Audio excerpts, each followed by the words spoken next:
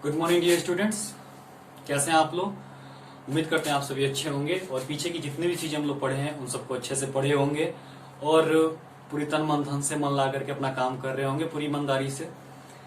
चलिए आज हम लोग पढ़ेंगे पीछे की जितनी भी चीजें हैं उन सारे को रिवाइज करते हुए आगे हम लोग को जो चीजें पढ़नी है उनकी चीजों को हम देखेंगे और पीछे की आप सारी पढ़ लिए होंगे, सारी चीजें रिवाइज करके आए होंगे, ऐसी उम्मीद रखते हैं हम, ताकि पीछे की चीजें अगर आप रिवाइज करके आए होंगे ना तो चीजें जो आगे पढ़ने वाले हैं वो चीजें अच्छे से समझ में आएंगी। ठीक है, तो चलिए हम लोग पीछे देखे थे कि हम लोग जो चीजें पढ़े थे उसमें था different type of methods of charging हम लोग पढ़े थे।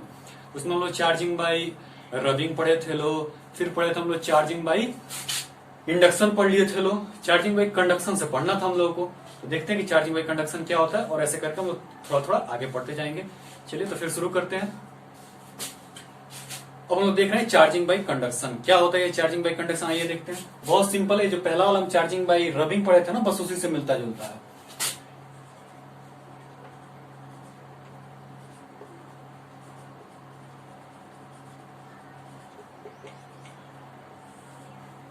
Charging by conduction 3rd number था और ये लेक्चर 4 है। ठीक है, तो चार्जिंग बाई कंडक्शन क्या होता है इसमें देखिए। इसमें क्या होता है कि एक चार्ज बॉडी को एक न्यूट्रल बॉडी के कांटेक्ट में लाते हैं। ठीक है, जैसे ही हम कांटेक्ट में लाते हैं तो ये न्यूट्रल बॉडी क्या करता है, वो इसमें से कुछ इलेक्ट्रॉन को खुद पे ट्रांसफर करा लेता है। ठीक है, तो बस इलेक्ट्रॉन के ट्रांसफर हो जाने के कारण जो चार्ज बॉडी है वो दूसरे को भी, न्यूट्रल बॉडी को भी क्या करता है, चार्ज कर देता है। तो इस सिंपल सा चीज है कि किसी न्यूट्रल बॉडी के पास अगर किसी चार्ज बॉडी को लाते हैं और दोनों को कांटेक्ट में रखते हैं तो इलेक्ट्रॉन्स की ट्रांसफर हो जाती है, जिसके कारण क्या होता है कि दोनों बॉडीज चार्ज हो जाती है। कंडक्शन में क्या था, दोनों अनचार्ज थी, न्यूट्रल थी, लाकर रब किए, हीट पा करके दोनों चार्ज हो गई। इंडक्शन में क्या था कि पहला रबिंग था, रबिंग में क्या था, दोनों को रब किए तो दोनों न्यूट्रल था, रबिंग के बाद दोनों क्या हो गया, चार्ज हो गया।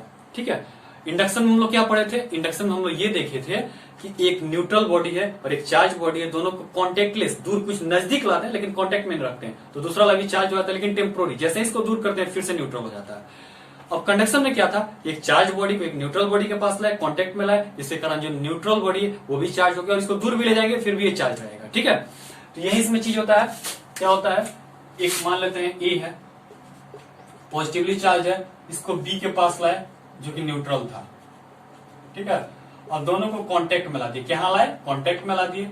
जैसे ही कांटेक्ट में लाएंगे दोनों को तो ए तो ऑलरेडी चार्ज था ही, बी भी क्या हो जाएगा, चार्ज हो जाएगा। तो ए एंड बी ये दोनों क्या हो जाएंगे, बोथ विल बी चार्ज्ड। अब डिपेंड कर रहा है कौन पॉजिटिव हुआ कौन निगेटिव हुआ, तो इलेक्ट्रॉन का जो ट्रांसफर हुआ है, ठीक है, इधर उधर किस, उस कारण से ये भी पॉजिटिवली चार्ज हो जाएगा। ठीक है, कोई पॉजिटिव हो जाएगा कोई नेगेटिव हो जाएगा, जैसा इलेक्ट्रॉन का ट्रांसफर होगा। इलेक्ट्रॉन जिसमें से चला गया होगा दूसरे में तो उसमें क्या हो जाएगा, उसमें पॉजिटिव चार्ज हो जाएगा और जो पाया होगा उसमें नेगेटिव चार्ज होगा। तो ये तो सिंपल चीज हम पीछे पढ़ चुके, बस ये इसमें सिंपल सा चीज था कि कॉन्टेक्ट में लाने से क्या होता है, न्यूट्रल बॉडी भी चार्ज हो जाता है। ठीक है, तो ये हम different type of charging techniques पढ़ लिए। अब हम लोग पढ़ेंगे कि कुछ और टर्म्स जो चार्ज से रिलेटेड है।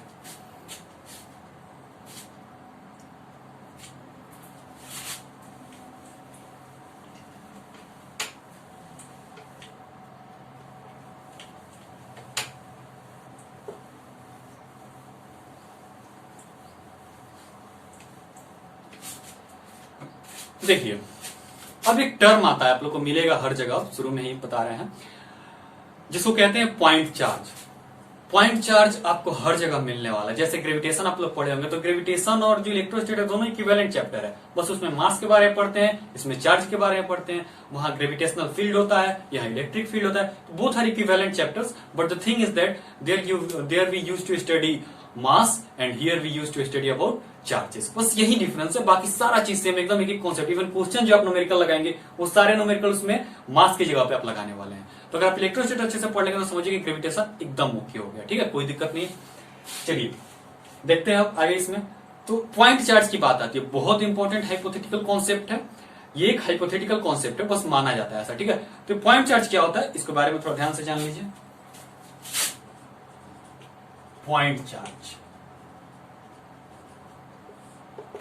देखिए, पॉइंट चार्ज नाम पर मत जाइए कि पॉइंट है, नहीं, कोई भी बॉडी जो चार्ज है, कोई भी चार्ज बॉडी, वो छोटा से छोटा हो या बड़ा से बड़ा हो, सब पॉइंट चार्ज की तरह बिहेव कर सकता है। बस जो हम एक डिस्टेंस जो लाएंगे, कंसीडर करते हैं उसका इफेक्ट किसी डिस्टेंस पे देखना, ऐसा कुछ, तो जो डिस्टेंस है वो इतना बड़ा होगा कि उसके सामने उस बॉडी का जो डायमेंशन का बहुत छोटा, नेग्लिजिबली स्मॉल, मतलब निग्लेक्ट कर सकते हैं, इतना स्मॉल होगा, तो हम उस बॉडी को पॉइंट चार्ज की तरह ट्रीट करने लेंगे। पॉइंट चार्ज, कोई चार्ज बॉडी है तो उसको हम पॉइंट चार्ज की तरह ट्रीट करने लेंगे। सपोज एक बॉल है मेरे पास छोटा सा, जिसकी डायमीटर जो कुछ सेंटीमीटर में है, तो उसका अगर हम इफेक्ट, मतलब कुछ कंपेयर कर रहे हैं, इफेक्ट देख रहे हैं 5,000 किलोमीटर पे, तो 5,000 किलोमीटर के आगे 2-3 सेंटीमीटर क्या औकात, नेग्लिजिबल, निगलेक्ट कर सकते हैं। इसका मतलब क्या है, वो बॉडी क्या है, पॉइंट चार्ज की तरह ट्रीट करने लगेगा। अर्थ को लेते हैं भाई, 6400 किलोमीटर का रेडियस है हमारे पृथ्वी का, इसको चार्ज बॉडी की तरह ट्रीट करते हैं। इसकी अगर हम डिस्टेंस, इसके इफेक्ट देख रहे हैं चार्ज बॉडी का, मान लेते हैं 2 लाइट ईयर 3 लाइट ईयर पर, तो बहुत बड़ा डिस्टेंस हो गया ना अर्थ के रेडियस। अर्थ के रेडियस किलोमीटर में, हम लाइट ईयर के कंपेयर में लाइट ईयर की दूरी देख रहे हैं, तो लाइट ईयर तो बहुत बड़ा डिस्टेंस है किलोमीटर के कंपेयर में, जहां किलोमीटर कम, उसके सामने कोई औकात ही नहीं है, तो इग्नोर कर सकते हैं। तो यहाँ पे फिर अर्थ भी क्या बन गई, पॉइंट चार्ज की तरह बिहेव करने लगी। तो छोटी से छोटी चीज, बड़ी से बड़ी चीज पॉइंट चार्ज बन सकती है। It's totally depend upon the distance that we are considering. ठीक है, तो एकदम सिंपल सा कॉन्सेप्ट, और ये हाइपोथेटिकल कॉन्सेप्ट है। ठीक है, बस हमारी चीजें गलत ना हो, इस चीज के लिए हम ये चीज पढ़ते हैं। ठीक है, तो चलिए देखते हैं इसकी डिफिनेशन क्या होती है पॉइंट चार्ज की। If the dimensions of the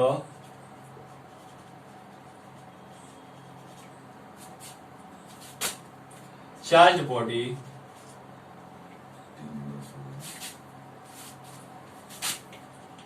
is negligibly small, if the distances is the dimensions of the charged body is negligibly small as compared to the distances considered, then the charged body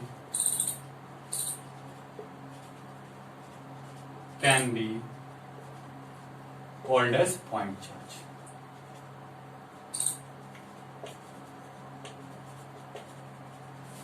ठीक है, तो छोटा से छोटा चीज, बड़ा से बड़ा चीज पॉइंट चार्ज की तरह बिहेव कर सकता है। आपको बस ये ध्यान रखना है कि जो डिस्टेंस कंसीडर कर रहे हैं वो उस बॉडी के डायमेंशन से बहुत बड़ा हो, इतना बड़ा कि इस डायमेंशन को हम निगलेक्ट कर सकते हैं उसके सामने, तो हमारा बॉडी जो है वो पॉइंट चार्ज की तरह बिहेव करने लगे। एकदम सिंपल सा कॉन्सेप्ट है, और इसका इस्तेमाल हम क्यों करते हैं, ताकि जो हम चीजें पढ़ेंगे वो गलत ना हो। ये एक हाइपोथेटिकल कॉन्सेप्ट है। ठीक है, चलिए पॉइंट चार्ज के बारे में हो गया। अब एक चार्ज की बहुत खास प्रॉपर्टी है जो हम लोग पढ़ते हैं, जहां हम लोग कहते हैं कि like charges repel each other and unlike charges attract each other. बहुत पहले से आप जानते हैं कि same repels and opposite attracts. तो वही बात है कि like charges repel each other and unlike charges attract each other. मतलब अगर दो सेम चार्जेज है, सेम नेचर के हैं, मतलब 2 इलेक्ट्रॉन है या 2 प्रोटॉन है, तो दोनों के एक पास लाएंगे ना, तो दोनों एक दूसरे को रिपेल करेंगे, पास आना नहीं चाहेंगे। लेकिन वही एक इलेक्ट्रॉन एक प्रोटॉन अपोजिट नेचर के लाए, देखिए फटाक से अट्रैक्ट कर लेगा। ठीक है, मैग्नेट की पोल की तरह नॉर्थ नॉर्थ को रिपेल करता है, लेकिन नॉर्थ साउथ को अट्रैक्ट कर लेगा। ठीक है, तो ठीक उसी तरह जैसे मैग्नेट मान लो देखेंगे कि नॉर्थ पोल को रिपेल करता है, सेम को रिपेल करता है, लेकिन नॉर्थ साउथ को अट्रैक्ट करता है, तो अपोजिट अट्रैक्ट करता है। ठीक उसी तरह चार्ज में भी पॉजिटिव को नेगेटिव को रिपेल करेगा, मतलब लाइक चार्जेस एक दूसरे को रिपेल करेंगे, और अनलाइक चार्जेस पॉजिटिव पॉजिटिव एक दूसरे को अट्रैक्ट करेंगे, मतलब अनलाइक चार्जेस अट्रैक्ट करेंगे एक दूसरे को। ठीक है, तो इस स्टेटमेंट को हम लिख लेते हैं जो हमारे हर जगह काम आने वाला है।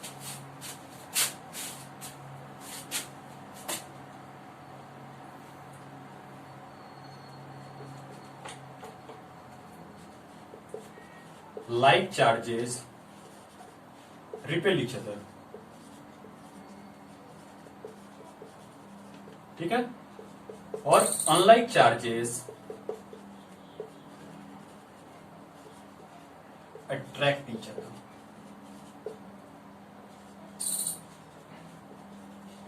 ठीक है, लाइक चार्जेस एक दूसरे को रिपेल करते हैं, एक दूसरे से दूर भागना चाहते हैं, लेकिन जो अनलाइक चार्ज है वो एक दूसरे के पास आना चाहते हैं, एक दूसरे को अट्रैक्ट करते हैं। ठीक है, अब देखिए बात आती है कि जो दोनों स्टेटमेंट है ना, ये कब वैलिड है, जब बॉडीज जो है हमारी पॉइंट चार्ज की तरह ट्रीट हो रही है तब। अदरवाइज ये स्टेटमेंट क्या हो जाएगा, कहीं ना कहीं गलत हो जाएगा। तो ये स्टेटमेंट ऑब्जेक्टिव बना करके पूछता है, ध्यान रहे इस चीज का। क्या पूछेगा कि ये कब पॉसिबल, ये स्टेटमेंट कब वैलिड है, तो these statements are valid these statements are valid when all the charges, जिसकी हम बात करेंगे, are point charges। ठीक है, जो भी हम चार्ज बॉडी या चार्ज की बात करेंगे वो पॉइंट चार्ज की तरह अगर ट्रीट हो रही है तभी की तभी ये स्टेटमेंट वैलिड है, अदरवाइज वो वैलिड नहीं होंगे। हो सकता है गलत हो जाए। अब दिमाग में सवाल आएगा कि ऐसा कहां होगा कि गलत हो जाएगा भाई। ठीक है, तो याद करिए चार्जिंग बाय इंडक्शन, वहां देखिए अगर ये चीज नहीं लगाएंगे तो गलत हो जाएगा। देखिए कैसे, देखिए चार्जिंग बाय इंडक्शन में हम लोग क्या देखे थे कि एक बॉडी था, मान लेते हैं पॉजिटिवली चार्ज, उसको हम नियर ले गए, किसके नियर, एक न्यूट्रल बॉडी के। ठीक है, एक न्यूट्रल बॉडी के पास ले गए। ठीक है, तो क्या होता था कि ये जो पॉजिटिव चार्ज तो पॉजिटिव है ही, ये जो नजदीक में आएगा ना ये क्या करेगा, ये भी चार्ज हो जाता था। कैसे चार्ज होता था, तो प्लस प्लस प्लस की जगह माइनस आ जाता था, अट्रैक्ट कर लेता था माइनस को, और प्लस को रिपेल कर देता था, तो प्लस यहां आ जाता था। तो दो पोल बन गया, डाइपोल हो गया, तो ये दो टर्मिनल्स बन गए, तो ये भी अब चार्ज बॉडी की तरफ बिहेव करता था। कब तक, जब तक ये इसके पास है। ये जैसे ही हटाया जाता था ये फिर से न्यूट्रल हो जाता था। तो इंडक्शन यही था, पिछली वीडियो में है, हम लोग मेंशन किए हैं। तो यहां देखिए क्या कॉन्सेप्ट है। अगर मान के चलिए कि ये पॉइंट चार्ज ना हो, पॉइंट चार्ज नहीं मानेंगे अगर आप, तो देखिए अब यहाँ जो प्लस और माइनस के बीच में एक फोर्स लग रहा है और प्लस और प्लस के बीच में एक फोर्स लग रहा है। तो देखिए प्लस और माइनस के बीच एक F1 लग रहा है, मान लीजिए अट्रैक्टिव नेचर का। ठीक है, एक दूसरे को अट्रैक्ट कर रहे हैं, और इन दोनों के बीच, प्लस और प्लस के बीच एक रिपल्सिव फोर्स लग रहा है, मान लीजिए F2। ठीक है, अब आप जानते हैं कि जो फोर्स होता है ना, आप आगे हम बताएंगे आपको कि वो जो दूरी है R उसके इनवर्सली प्रोपोर्शनल होता है। मतलब जैसे जैसे दूरी बढ़ती है चार्जेस के बीच फोर्स कम होते जाता है। तो यहाँ दूरी कम है तो फोर्स ज्यादा होगा, यहाँ दूरी ज्यादा है तो फोर्स कम होगा। इसका मतलब जो F1 होगा वो ज्यादा होगा, कम दूरी पे है, तो F1 ग्रेटर होगा F2 से। ये तो बात कंफर्म हो गई कि F1 जो है वो ग्रेटर होगा F2 से। अब देखिए F1 बड़ा है F2 से, तो F1 क्या कर रहा है, F1 तो अट्रैक्टिव फोर्स है, मतलब ये बॉडी अट्रैक्ट हो रही है। ये जो है B जो है वो एक की तरफ खिंचाएगा, तो ये बॉडी एक की तरफ खिंचा जाएगी। इसका मतलब क्या है कि निगेटिव चार्ज तो जाएगा ही, पॉजिटिव चार्ज भी आ जाएगा, इसकी तरफ आ रहा है। मतलब क्या होगा कि अपोजिट तो अट्रैक्ट कर ही रहे, साथ साथ जो लाइक चार्ज है वो भी एक दूसरे को अट्रैक्ट कर रहे हैं, जो कि हमारा गलत पॉइंट है। इसी चीज को थोड़ा सा सुधारने के लिए एक हाइपोथेटिकल कॉन्सेप्ट पॉइंट चार्ज लाई जाती है। जब हम पॉइंट चार्ज की तरफ ट्रीट करेंगे तो हम क्या देखेंगे कि इनकी जो दूरी और इनकी दूरी, इन दोनों में बहुत का अंतर है, तो डिस्टेंस बहुत हो जाएगी। मतलब ये दोनों भले ही ये बॉडी इधर आ रहा है, लेकिन हम क्या देखेंगे कि हमको इसी से मतलब हो जाएगा, ये दूरी बहुत ज्यादा है, इससे हमको इतनी ज्यादा है कि फिर ये सब हम कंपेयर ही नहीं कर पाएंगे, इन दोनों चार्जेस का आपस में कोई ताल्लुक ही नहीं है, इतनी बड़ी दूरी है ये। तब क्या होगा कि इस चार्ज से हमको कोई मतलब नहीं रहेगा। इसीलिए हम पॉइंट चार्ज की तरह इस बात को लाते हैं। अगर हम पॉइंट चार्ज नहीं मानेंगे तो ये जितनी दूरी है सारी कंपेरेबल हो जाएंगी, आसी पास हो जाएंगी। तो ये बॉडी अगर इधर आ रहा है, इसका मतलब पॉजिटिव जो है निगेटिव को भी खींच रहा है और पॉजिटिव को भी खींच रहा है, मतलब अपोजिट तो अट्रैक्ट हो ही रहा है, सेम भी अट्रैक्ट हो जा रहे हैं, जो कि गलत है। तो इसलिए हम पॉइंट चार्ज की तरह मानते हैं कि ये जितने भी चार्ज है यहाँ दिख रहे हैं सारे पॉइंट चार्ज है। इसका मतलब जो दोनों के बीच की दूरियां हैं बहुत बड़ी बड़ी है, तो ये अगर दूरी बड़ी है और मानो ये अट्रैक्ट हो रहा है, तो ये तो उसकी कंपेयर बहुत बड़ी होगी ना, इसको हम निगलेक्ट कर देते हैं। इसका मतलब सिर्फ अपोजिट जो है वही अट्रैक्ट हो रहा है, ये नहीं हो रहा है। हो बॉडी हो रहा है लेकिन ऐसा नहीं होगा, हमारी चीजें गलत नहीं होंगी अगर पॉइंट चार्ज मान लेंगे तो। क्लियर है? तो इसलिए हम कंसीडर करते हैं पॉइंट चार्ज। अगर पॉइंट चार्ज नहीं कंसीडर करेंगे तो अपोजिट तो अट्रैक्ट हो ही रहा है, साथ साथ जो सेम है वो भी अट्रैक्ट होने लगेगा। लेकिन अगर हम पॉइंट चार्ज की तरह ट्रीट कर देंगे तो हमको फिर इसी डिस्टेंस से मतलब है, ये दूरी बहुत बड़ी होगी तो इसको हम नहीं लेंगे। मतलब यहाँ सिर्फ अपोजिट ही एक दूसरे को अट्रैक्ट करेगा, सेम एक दूसरे को अट्रैक्ट नहीं करेंगे। ठीक है, तो हमारी जो चीजें वो वायलेट नहीं होंगी। ठीक है, तो हम इसलिए पॉइंट चार्ज मान के चलेंगे। क्लियर हो गया चीजें? अब देखिए एकदम छोटी छोटी बेसिक चीजें, बस खुद से थोड़ी जा करके अब सोचिए कि जो भी चीजें आप पढ़े उसको दिमाग में अपने तरीके से, हम हमेशा कहते हैं कि जो चीजें आप पढ़े उसको अपने तरीके से सोचिए।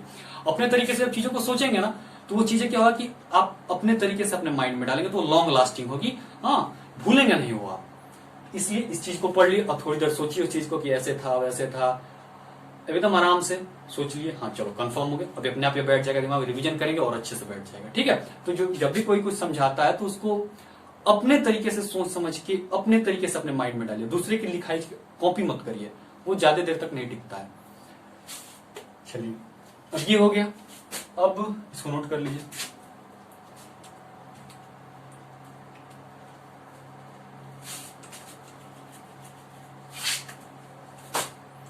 और पूरी तन मन धन से काम करिए। ठीक है, जेई के एस्पायरेंट हैं, नीट के एस्पायरेंट हैं, तो आपको हम हमेशा कहते हैं कि मेंटली बूस्टअप रहिए पढ़ाई के लिए, पढ़ाई तपस्या है, ठीक है। तो उसके लिए मेंटली मोरली हमेशा बूस्टअप रहिए और पूरी तन मन धन से पढ़ाई करिए, एकदम लगन से। सपने हैं, उम्मीदें हैं, तो उनके लिए ईमानदार रहना पड़ेगा, ठीक है। सपने जितनी बड़ी होती है, सपने अगर देख रहे हैं आप बहुत बड़े बड़े, तो उसके लिए मेहनत भी बड़ी होनी चाहिए, ठीक है, तभी सक्सेस आपकी होगी। चलिए अब इसके आगे की चीजों को हम देखते हैं।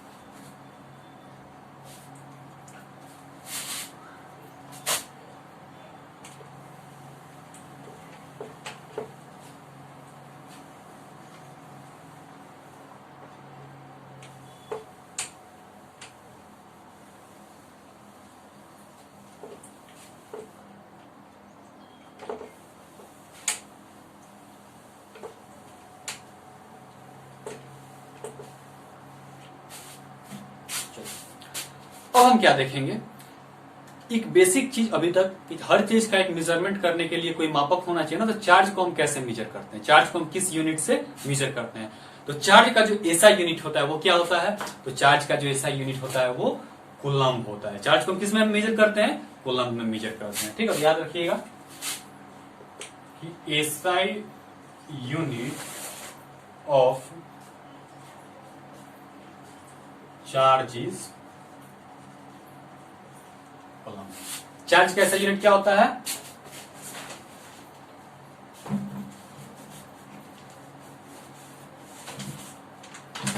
ठीक है। चार्ज का एसआई यूनिट क्या होता है, कूलम्ब होता है, ठीक है। अब बात आती है, अब बचपन में एक फॉर्मूला पढ़ेंगे क्लास 9th में, याद है कि जो करंट होता है वो कुछ और नहीं, चार्ज पर यूनिट टाइम होता है।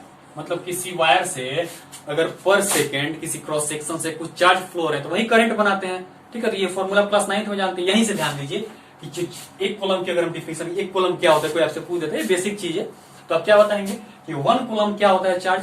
तो जब किसी कंडक्टर से 1 सेकंड के लिए 1 एम्पियर ऑफ करंट फ्लो करता है तो उस क्रॉस सेक्शन से हम क्या बोलेंगे कि उस क्रॉस सेक्शन से 1 कूलम्ब का चार्ज फ्लो हुआ है, ठीक है। क्या होता है 1 कूलम्ब ऑफ चार्ज, कि अगर किसी कंडक्टर के क्रॉस सेक्शन से 1 सेकंड में 1 एम्पियर का करंट अगर फ्लो कर रहा है तो वो जो चार्ज ही फ्लो कर रहा होगा ना जी, तो कितना चार्ज फ्लो किया उस क्रॉस सेक्शन से, तो 1 कूलम्ब का चार्ज फ्लो किया। इसकी डिफिनेशन हम लिख लेते हैं, क्या होता है भाई 1 coulomb of charge. Definition of 1 coulomb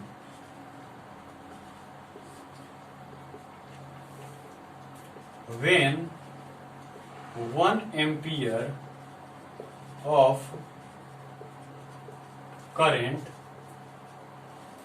passes through the cross section of a conductor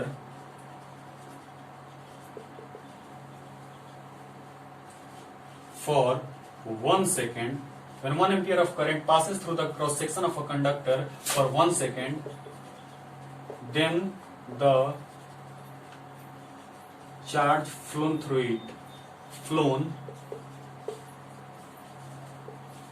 it is said to be 1 coulomb. When 1 ampere of current passes through the cross section of a conductor for 1 second, then the charge flown through it is called 1 coulomb, ठीक है। मतलब किसी conductor से 1 second में अगर 1 ampere का current उसके cross section से फ्लो किया है तो हम कहेंगे कि वहां से कुछ और नहीं, 1 कूलम्ब का चार्ज क्रॉस सेक्शन से फ्लो किया है। क्लियर हो गया 1 कूलम्ब ऑफ चार्ज। और एक मेजरमेंट है, ये तो आपको पता ही है कि 1 इलेक्ट्रॉनिक चार्ज कितने के बराबर होता है, कितने कूलम्ब, 1.6 इंटू 10⁻⁻⁹ कूलम्ब। मतलब 1 इलेक्ट्रॉन पे कितना चार्ज होता है, 1.6 इंटू 10⁻⁻⁹ कूलम्ब का चार्ज होता है। क्लियर है। अब चलिए, कूलम्ब का हर चीज का ऐसे एक छोटा यूनिट होता है ना, तो इसका भी एक सीजीएस यूनिट है। तो याद रखिएगा कि सीजीएस यूनिट ऑफ चार्ज क्या है, ये ईएसयू, ईएसयू पढ़ते हैं उसको हम, मतलब इलेक्ट्रोस्टेट भी पढ़ते हैं। मतलब इसको क्या होता है, इलेक्ट्रो, मतलब ईएसयू क्या है, सीजीएस यूनिट है चार्ज का, छोटा यूनिट है। कूलम्ब हो सके कहीं कहीं चीजें कूलम्ब में बहुत ज्यादा पड़ जाए तो हम क्या छोटी यूनिट की हमें जरूरत पड़ती है, तो वो क्या है, ईएसयू है। ईएसयू का फुल फॉर्म क्या होता है, इलेक्ट्रोस्टैटिक यूनिट।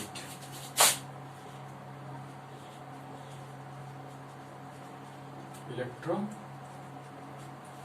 यूनिट या स्टैट कूलम्ब भी कहीं इसको हम पढ़ते हैं, स्टैट कूलम। ठीक है, और इसकी वैल्यू क्या होगी? इसकी वैल्यू कुछ और नहीं, 1 कूलम में 3 × 10⁹ ESC होती है। 1 कूलम में कितनी ESC होती है? 3 × 10⁹ ESC होती है। तो ये इसका CGS यूनिट है स्टैट कूलम का। ये चीजें हो गया क्लियर?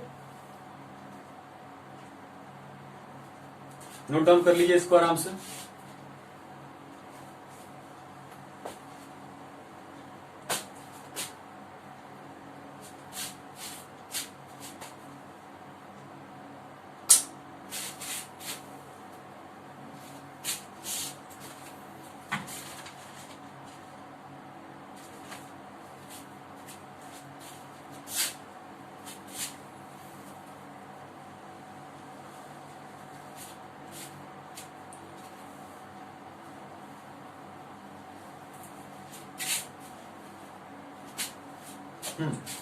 चलिए, नोट हो गया।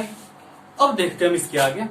चीजों को एकदम आराम आराम से थोड़ा थोड़ा करके पढ़िए, ठीक है? कोई दिक्कत नहीं होगी, कोई परेशानी नहीं होगी, और मजे मजे एकदम आराम से रिलैक्स होकर के पढ़िए। फिजिक्स जो है लोड लेकर पढ़ने वाला चीज नहीं है, एकदम आराम आराम से थोड़ा थोड़ा पढ़िए। हाँ, अब जी चुराएंगे, बेईमानी करेंगे तब तो टफ हो ही जाएगा, लेकिन अगर आप थोड़ा थोड़ा करके पढ़ेंगे तो टफ भी नहीं होगा और सारी चीज एकदम टाइम पे खत्म भी हो जाएगी। बहुत समय होता है आपके लिए, 1 साल का वक्त होता है, 1 साल का वक्त कम थोड़ा ही होता है, तो आप अच्छे से करिए, सारी चीजें अच्छे से खत्म हो जाएंगी। ठीक है, चलिए पूरे तन मन धन से काम करिए, और फिर से कह रहे हैं बेईमानी एकदम नहीं। ठीक है,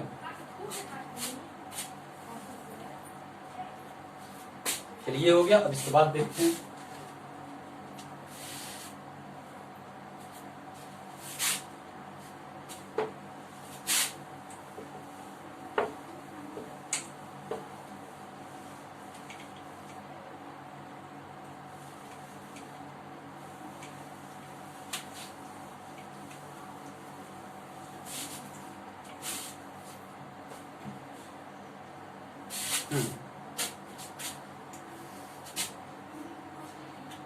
अब बात आती है कि इसके बाद से हम पढ़ते हैं प्रॉपर्टीज ऑफ चार्ज।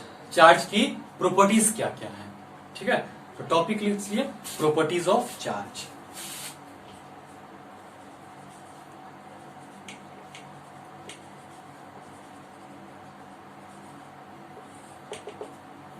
चार्ज की प्रॉपर्टीज, अब बहुत सारी इसकी प्रॉपर्टीज होती है, एक एक करके हम लोग देखते हैं। पहली प्रॉपर्टी जो हम ऑलरेडी पढ़ चुके हैं कि like charges repel each other and unlike charges attract each other. Mention करिए उसको, like charges repel each other, एक दूसरे को रिपेल करते हैं, दूर भागते हैं एक दूसरे से, and unlike charges attract each other.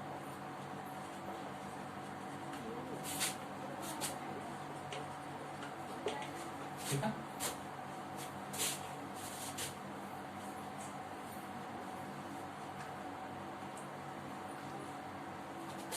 तो like charges repel each other and unlike charges attract each other.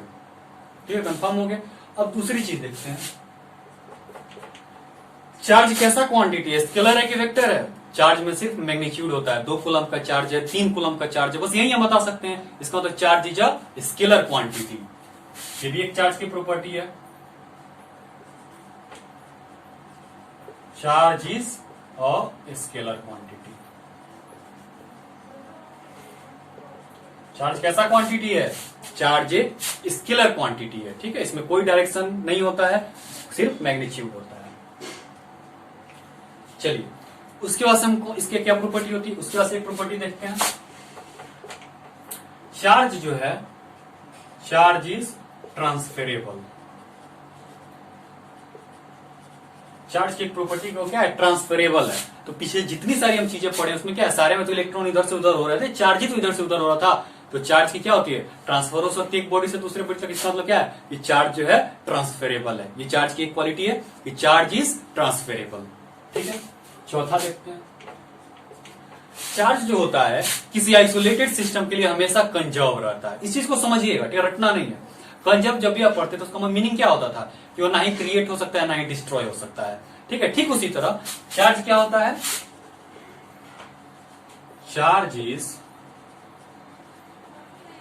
Conserve for an isolated system. Conserve और आइसोलेटेड सिस्टम, ये बात याद रखिएगा। चार्ज हमेशा कंजर्व होता है किसके लिए? आइसोलेटेड सिस्टम के लिए। बात हमेशा ध्यान में रखिएगा, चार्ज हमेशा कंजर्व होता है आइसोलेटेड सिस्टम के लिए। अब क्या होता है इसको थोड़ा समझ लेते हैं। मान लेते हैं हमारा एक सिस्टम है जिसमें, ये हमारा एक सिस्टम है। सिस्टम क्या होता है पता है ना? सिस्टम मतलब जिसमें सराउंडिंग से कोई मतलब ही नहीं है, ठीक है। तो सिस्टम है और वो भी आइसोलेटेड सिस्टम है, मतलब बाहरी चीजों से कोई मतलब नहीं है इसमें, ठीक है। बाहर से ना कुछ आएगा ना अंदर से कुछ बाहर जाएगा, एकदम आइसोलेटेड है, दुनिया से एकदम कट के। तो आइसोलेटेड सिस्टम में मान लेते हैं एक बॉडी है, एक बॉडी है बी, एक ये है और एक ये है। इसमें मान लेते हैं 2 प्लस है 3 माइनस है, इस पे भी 2 प्लस है 1 माइनस है, या इस पे 3 प्लस है 2 माइनस है। तो इसका नेट चार्ज देखते हैं। नेट चार्ज हमारे सिस्टम का कैसा था? ए यहां था, बी यहां था, दूरी पे थे। तो दूरी पे थे तो इसमें क्या था? 2 प्रोटॉन था, 2 प्लस और 3 इलेक्ट्रॉन था। इसमें 3 प्रोटॉन था, ठीक है, 3 प्रोटॉन और 2 इलेक्ट्रॉन था। मतलब ये वाला जो ए था वो निगेटिवली चार्ज था और जो बी था वो पॉजिटिवली चार्ज था, ठीक है। तो नेट चार्ज हम अपनी बॉडी पे देख रहे हैं, तो कितना था net charge? 2 plus 3 plus 5 plus और 3 इलेक्ट्रॉन, 2 5 इलेक्ट्रॉन, तो 5 प्लस 5 माइनस, एक दूसरे कैंसिल का नेट चार्ज हमारे सिस्टम का कितना था? 0 था। सिस्टम का नेट चार्ज 0 है। अब इन्हीं को जब हम सिस्टम के अंदर ही हम फिर से इस बॉडी को कॉन्टेक्ट में ला दिए। कहां ला दिए? एक दूसरे को कॉन्टेक्ट में ला दिए, एक दूसरे को टच में ला दिए। और उसके बाद से हम देखते हैं कि ए जो है और बी है, इस पे अब 3 प्लस हो गया, 2 इलेक्ट्रॉन हो गया, 1 इलेक्ट्रॉन इसमें चला गया। और इस पे क्या हो गया? 3 प्लस था ही, 2 माइनस था ही, 1 और माइनस हो गया। तो यहां हम देख रहे हैं कि 3 प्लस है और 2 इलेक्ट्रॉन है। यहां पे हम देख रहे हैं बी पे क्या है? 3 प्लस है और 3 इलेक्ट्रॉन है, ठीक है। तो ये अब न्यूट्रल हो जाएगा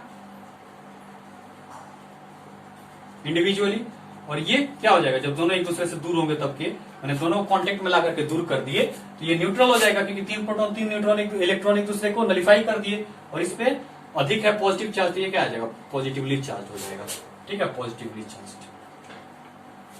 और ध्यान दीजिए इस चीज के लिए कि पहले जो हमारा सिस्टम था उसमें ए निगेटिवली चार्ज था और बी जो था पॉजिटिवली चार्ज था। हमारे सिस्टम में नेट चार्ज अभी भी 0 ही था। सिस्टम में हम दोनों जो बॉडीज सिस्टम में थे उसको कांटेक्ट में ला दिया और फिर दूर कर दिया। तो कांटेक्ट में लाने से कुछ ट्रांसफर हुआ इधर उधर, दूसरे कारण क्या हुआ कि ए पे 3 प्लस 2 इलेक्ट्रॉन हो गया, इसका मतलब पॉजिटिवली चार्ज हो गया, और बी पे 1 इलेक्ट्रॉन चला गया तो वो न्यूट्रल हो गया। लेकिन ओवरऑल जब हम अपना सिस्टम को अभी फिर से देख रहे हैं कि हमारा सिस्टम अभी कैसा है, तो हम क्या देखेंगे कि नेट चार्ज जो है ना ऑफ सिस्टम अभी भी क्या है? 3 प्लस 3 प्लस 6 प्लस और 3 प्लस 3 प्लस, ये 2 है सॉरी, यहाँ क्या है? 2 प्रोटॉन था, तो ये भी न्यूट्रल हो जाएगा, सॉरी ये भी क्या हो जाएगा? न्यूट्रल हो जाएगा। 1 इलेक्ट्रॉन चला गया तो ये भी 3 इलेक्ट्रॉन 3 प्रोटॉन, ये भी 2 इलेक्ट्रॉन 2 प्रोटॉन, तो दोनों न्यूट्रल हो गए, ठीक है। और ओवरऑल हमारा जो सिस्टम है वो भी क्या हो गया? न्यूट्रल हो गया, क्योंकि नेट चार्ज 0 है, 3 2 5 और 3 2 5, 5 इलेक्ट्रॉन 5 प्रोटॉन। तो हमने क्या देखा कि हमारा सिस्टम पहले भी न्यूट्रल था, 0 था नेट चार्ज, और अभी भी न्यूट्रल है, मतलब नेट चार्ज 0 है। हाँ, उसके अंदर जो पहले बॉडी निगेटिव और पॉजिटिव चार्ज होल्ड कर रहे थे वो अब दोनों न्यूट्रल हो गए, तो अंदर इंडिविजुअली कुछ भी हो सकता है। लेकिन जो ओवरऑल हमारा सिस्टम है वो क्या रहेगा? उसमें चार्ज कंजर्व रहेगा, मतलब जितना चार्ज पहले रहेगा बाद में भी उतना ही चार्ज रहेगा। पॉजिटिव है तो 1 पॉजिटिव ही रहेगा, 2 पॉजिटिव है तो 2 पॉजिटिव ही रहेगा, न्यूट्रल है तो न्यूट्रल ही रहेगा, उससे कोई छेड़छाड़ नहीं होगा। और इसीलिए हम कहते हैं कि charge is conserve but for an isolated system. हमारे सिस्टम के लिए, सिस्टम अगर कुछ बाहर से आ जाता है या अंदर से बाहर चला जाता है फिर तो बिगड़ जाता है, कंजर्वेटिव नहीं रहता वो। लेकिन सिस्टम के अंदर ही सब कुछ हो रहा है, इसलिए हमारा चीज हमेशा कंजर्व रहेगा, कोई बाहरी छेड़छाड़ नहीं होगी। क्लियर है? ये हो गया, चार्ज कंजर्व रहता है किसके लिए? फॉर एन आइसोलेटेड सिस्टम के लिए। ऑब्जेक्टिव बना करके पूछता है ये दोनों चीज की, कंजर्व रहता है किसके? आइसोलेटेड सिस्टम के लिए। याद रखिएगा इस चीज को। क्लियर है? अब चलिए इसके बाद एक प्रॉपर्टी आती है, इसको देखिए।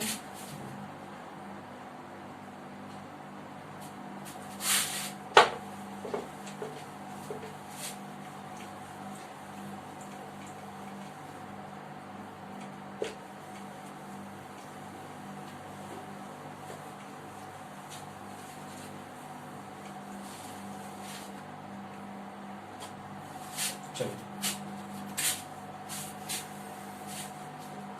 चार्ज जो है वो क्वांटाइज्ड होता है। ये क्या है अगला प्रॉपर्टी कि चार्ज जो है वो कैसा होता है, क्वांटाइज्ड होता है। क्या होता है भाई क्वांटाइजेशन ऑफ चार्ज? तो देखिए पहले प्रॉपर्टी को मेंशन कर दिए। चौथा है, 3 हम पढ़े थे। हाँ, चौथा क्या है कि चार्ज जो है वो क्वांटाइज्ड होता है। ठीक है, इस नहीं ये होता है चार्ज इज क्वांटाइज्ड। मतलब इसका मतलब क्या हुआ, ध्यान से समझिएगा। चार्ज इज क्वांटाइज्ड हम हमेशा रट लेते हैं कि चार्ज क्वांटाइज्ड होता है। इसका मीनिंग समझिए कि जितने भी इस दुनिया में ऑब्जर्वेबल चार्जेज है ना जो आपको दिखेंगे, वो कहीं ना कहीं इंटीग्रल होंगे। किसके? जो बेसिक चार्ज होता है इलेक्ट्रॉनिक चार्ज, उसी के इंटीग्रल मल्टीपल होंगे। क्लियर है? मतलब जो एक इलेक्ट्रॉनिक चार्ज, जो सबसे छोटा चार्ज होगा कितना होगा, 1 इलेक्ट्रॉन पे चार्ज होती है 1.6 इंटू 10⁻⁻19 कूलम, तो वो 1 इलेक्ट्रॉनिक चार्ज होगी, वो मिनिमम उतना ही चार्ज हो सकता है। और बाकी जितने भी चार्ज होंगे ना उसके 2 गुना 3 गुना उसी के मल्टीपल होंगे। ठीक है, कुछ मतलब उसी का इंटीग्रल मल्टीपल होगा बेसिक चार्ज का, उससे कम नहीं होगा। क्लियर है? तो इसलिए हम क्या होते हैं, चार्ज क्वांटाइज्ड होता है। That is all observable charges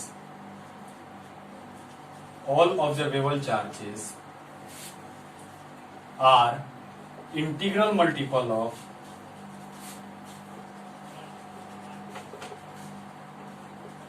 basic charge. Basic charge minimum होता है कितना, 1 इलेक्ट्रॉन पे जो होता है 1.6 इंटू 10⁻⁻19 कूलम होगा। ठीक है, इसी का वो इंटीग्रल मल्टीपल होता है। सिंपल भाषा में क्या कह सकते हैं, Q equal to plus minus n e, जहां n क्या होगा 0 1 2 3 हो जाएगा। 0 का मतलब कोई चार्ज नहीं है, 1 2 3 इस तरह से हो जाएगा। क्लियर है? और प्लस माइनस तो नेचर ऑफ चार्ज दिखा देगा। तो इसका मतलब होता है कि चार्ज की क्वांटाइजेशन का ये मीनिंग होता है कि मिनिमम चार्ज का ही 1 गुना 2 गुना 3 गुना, सिंपल भाषा में जितना गुना हो बस उससे कम नहीं होगा। क्लियर है? उसी का इंटीग्रल मल्टीपल होता है, इंटीजर्स में मल्टीपल होता है। ठीक है,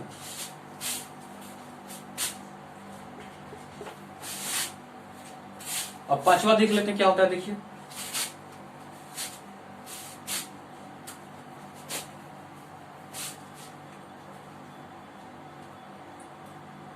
हम लोगों ने क्या क्या देखा अभी तक, एक तो चार्ज लाइक चार्जेज वाले देखे कि लाइक चार्ज एक दूसरे को रिपेल करते हैं, अनलाइक चार्जेज अट्रैक्ट करते हैं। फिर देखे कि चार्ज स्केलर क्वांटिटी है। फिर देखे कि चार्ज जो है वो ट्रांसफेरेबल है। फिर देखे कि चार्ज जो है वो कंजर्व है। फिर देखे कि चार्ज जो है क्वांटाइज। ये पांचवा था, ये वाला छवा है। ठीक है, क्या है छवा भाई? तो देखिए चार्ज जो है ना वो independent of the velocity. Charge is independent of the velocity.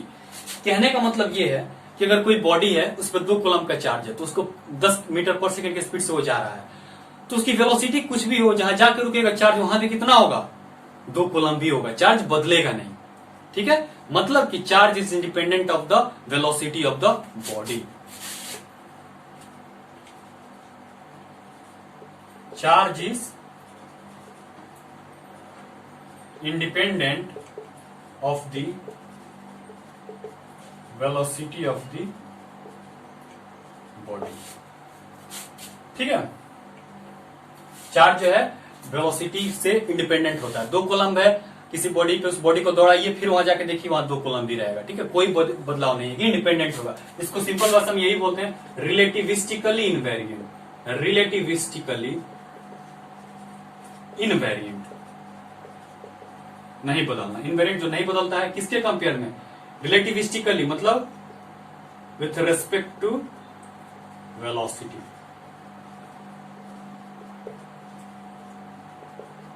With respect to velocity को हम कंबाइंडली कहते हैं रिलेटिविस्टिकली।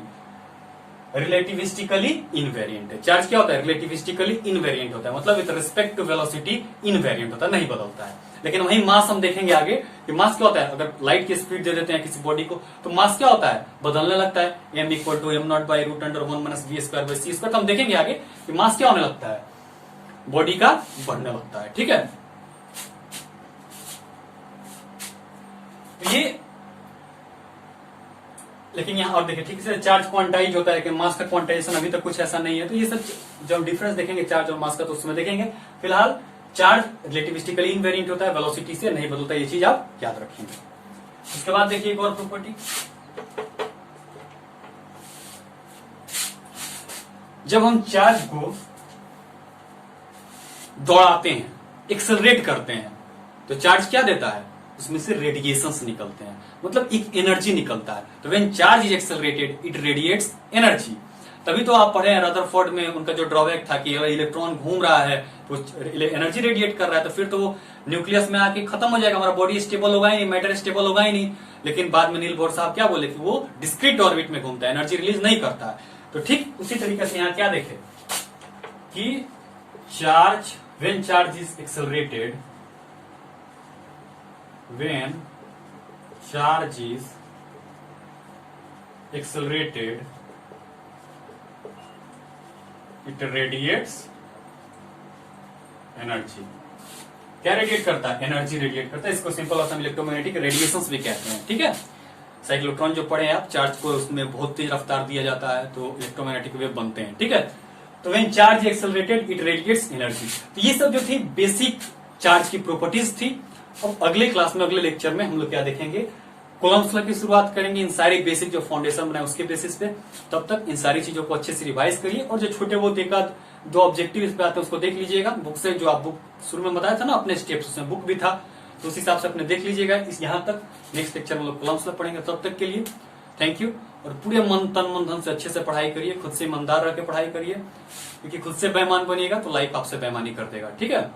तो पूरी अच्छे से पढ़ाई करिए, माँ बाप की उम्मीदें हैं आपसे, उसे पूरे करना है ना, अपने सपने पाल रखे हैं आप, तो सपनों के लिए जीना सीखिए। सपने बड़े पाले हैं तो मेहनत भी बड़ी करनी पड़ती है, ऐसे ही सपने पूरे नहीं होते हैं। वो कहावत सुने ना कि everyone has a will to win but very few has a will to prepare.